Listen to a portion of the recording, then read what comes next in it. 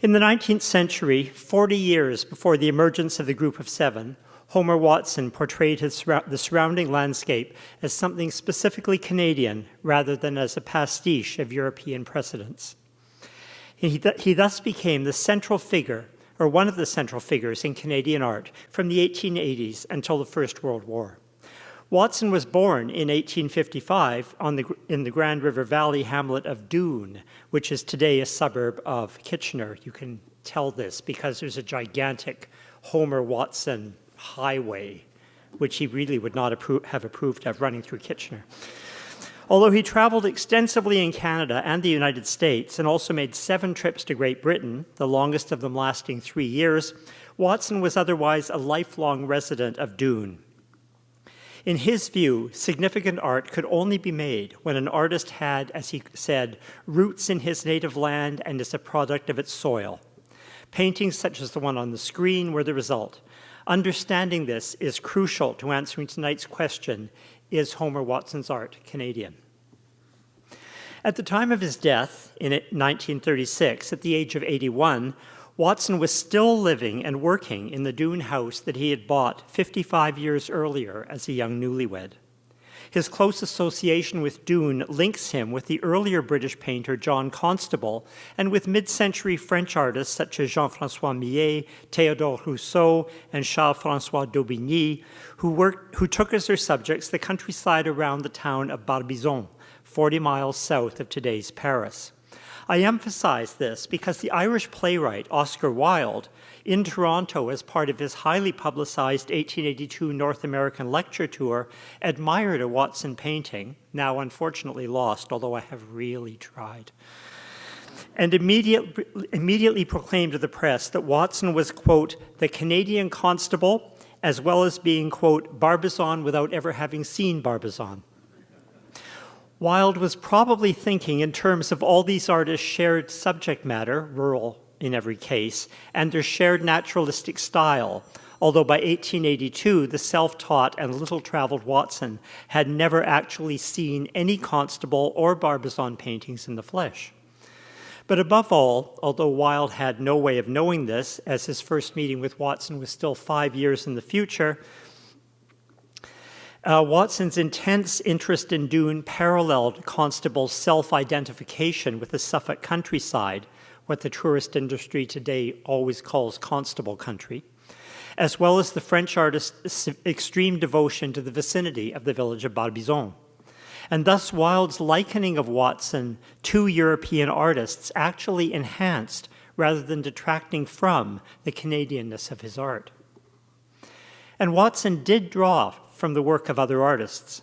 This is clear in the frieze that he painted on the wall of his studio, paying homage to 13 European landscape painters. And I show you here just one small detail of this frieze. It's a section devoted to John Constable, and like all parts of the frieze, it consists of the artist's name written in large letters and then landscapes in the style of Constable superimposed on it. But even when he experimented with other artists' work, Watson's overriding concern was with evoking the local character of his subjects. To that end, especially beginning in the late 1880s, he drenched his art not just with recognizably Canadian scenes, but with the subjectivity that transcended the visible to suggest deeper personal and local meanings. Early paintings, such as the Stone Road of 1881, tend to be obsessed with optical precision, as Watson wielded his paintbrush as if it was a pencil, carefully delineating the intricacies of even the smallest details. Soon, though, he was employing sweeping brushwork, thickly applied paint, and blurred detail that became the hallmark of his style. The resulting images, like this one, were intended to plunge the viewer into a more physical involvement in the artist's sense of place and of the natural forces that defined it. That understanding of his work was fundamental to Watson, who held pantheistic beliefs about the natural world's mystical vitality and, more specifically, about its connections with humanity. A picture, he insisted, should be the sum total of one's experience. Watson's peers and public admired the Canadian themes that he chose, as well as the subjectivity of his work, both of which took his art beyond being general landscape imagery and instead identified it as having been produced by a specific individual working in a specific local context at a specific time. In contrast, consider the work of Otto Jacobi, who was born 43 years before Watson, and who in canvases such as the generically titled Autumn Landscape, seen here, didn't tie the image to any particular place at all. Instead, the picture uses conventional techniques, a busy, detailed foreground set against a more static middle ground screen of trees that becomes taller on the left and on the right in order to picturesquely frame a distant mountain. Jacobi adopted these techniques from the European training he'd had in Germany and often repeated them from painting to painting. In Watson's case, however, beginning especially during the second decade of the 20th century, the intentional Canadianness of his imagery was increasingly overtaken by the work of younger artists. It was in 1920, while Watson was president of the ever more conservative Royal Canadian Academy of Arts, that the decidedly unconservative Group of Seven was founded in Toronto. Its members used brilliant colors and overtly design-influenced compositions, both clearly evident here, to showcase wilderness and near-wilderness landscapes. The group's arrival was well-timed.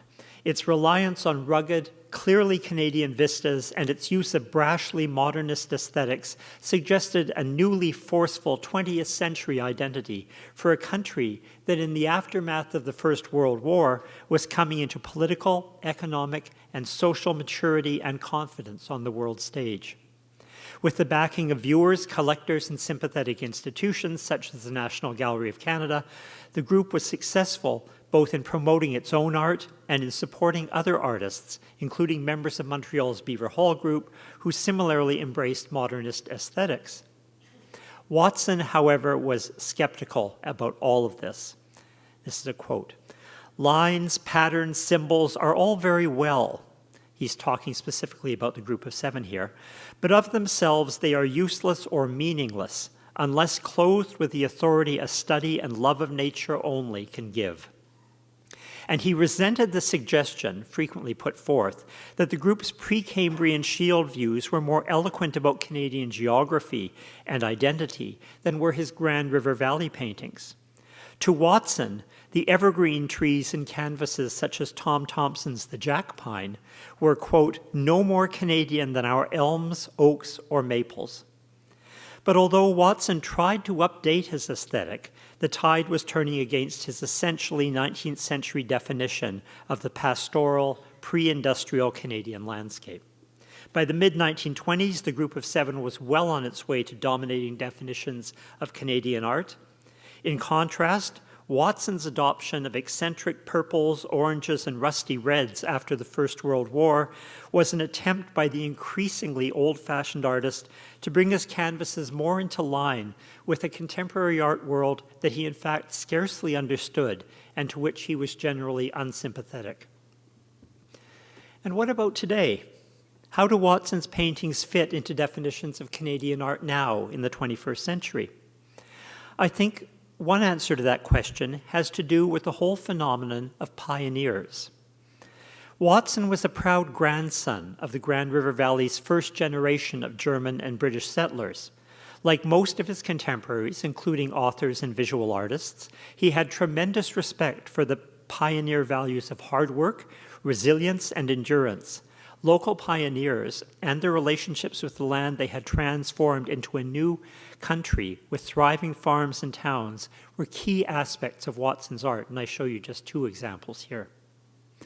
However, recent years have recognized that pioneers do not simply move into unoccupied new territories. Instead, they usually arrive on lands that have long been occupied by Indigenous populations, with negative consequences for those populations. In the case of the Grand River Valley, within 2 generations of the arrival of the early 19th century pioneers, landscapes that were home to Anishinaabe, Haudenosaunee, and neutral peoples underwent massive change. Today, when definitions of Canada and Canadian art are being rethought so as to be inclusive and respectful of Indigenous histories and traditions, any classification of Canadian landscape imagery that ignores Indigenous presence is being reassessed. To that extent, Watson's celebration of pioneer achievements is more problematic today than it was during his lifetime.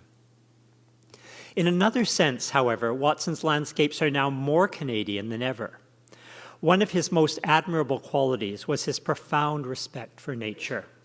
He frequently insisted, and this is a major theme throughout his art, that humanity must establish mutually sustainable relationships with the natural world. As early as 1880, the Pioneer Mill, the painting that made his reputation, he was only 25 at the time, when it was purchased by Canada's Governor-General, the Marquis of Lorne, as a gift for Lorne's mother-in-law, Queen Victoria, proposed a cautionary tale about what happens when mankind puts too heavy demands on natural resources. As Watson recalled, the mill that he recorded in this image had so ravaged the surrounding landscape that it had ended by starving itself of the raw materials it needed to survive. And this is very personal. This mill was built by his grandfather. Watson's ecological legacy exists today in dunes aptly named Homer Watson Park, the existence of which is the direct result of his activities to save a 40-acre stand of trees from developers. Today, when forests are disappearing at a scary rate, when essential farmland is being gobbled up by suburban growth, and when political leaders too often mortgage our collective futures by denying the need to take substantive action on environmental protection, Watson's art seems more relevant than ever.